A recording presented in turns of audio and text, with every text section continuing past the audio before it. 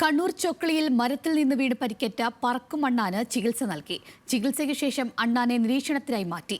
പെരിയാർ വന്യജീവി സങ്കേതത്തിൽ ഉൾപ്പെടെ കാണപ്പെടുന്ന ഇവ വംശനാശ ഭീഷണി നേരിടുകയാണ്.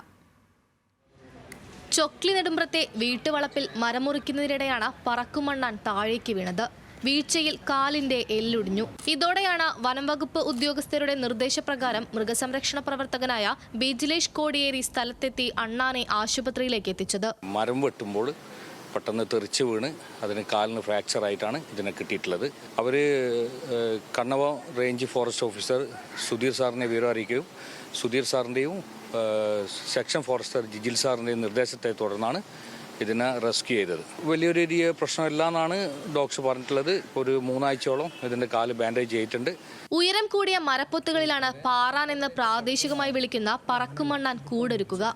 2 വശത്തെയും ചിറകുകൾ വിടർത്തി ഗ്ലൈഡ് ചെയ്യുന്നതിനാലാണ് ഈ പേര് വന്നത്. പെരിയാർ വന്യജീവി സങ്കേതത്തിൽ ഉൾപ്പെടെ കാണപ്പെടുന്ന ഇവ വംശനാശ ഭീഷണിയുടെ നിഴലിലാണ്. വളരെയേറാണ് വംശനാശ ഭീഷണി നേരിടുന്ന ഒരു മൃഗമാണ്. പക്ഷെ നമ്മുടെ പെരിയാർ ഉൾപ്പെടെയുള്ള വന്യജീവി സങ്കേതങ്ങളിൽ വളരെ കുറച്ചാണല്ലോ ഇവർ ഇപ്പോഴും ജീവിച്ചിരിക്കുന്നു എന്ന് പറയുന്നത് വളരെയധികം കൗതുകരമായ കാര്യമാണ്. അവർ സ്വതന്ത്രമായി ചലിച്ച് നടക്കുന്ന ഒരു സ്വഭാവക്കാരായതുകൊണ്ട് അസ്ഥി അനങ്ങാതിരിക്കുവാനുള്ള ശസ്ത്രക്രിയാ മാർഗങ്ങൾ അവലംബിക്കുമ്പോൾ അവർ കൂടുതൽ അസ്വസ്ഥരാകുകയും അത് അവരെ കൂടുതൽ അവർക്ക് മറ്റ് അസുഖങ്ങളൊക്കെ ഉണ്ടാകാനുള്ള സാധ്യതയിലേക്ക് നയിക്കുകയും ചെയ്യും.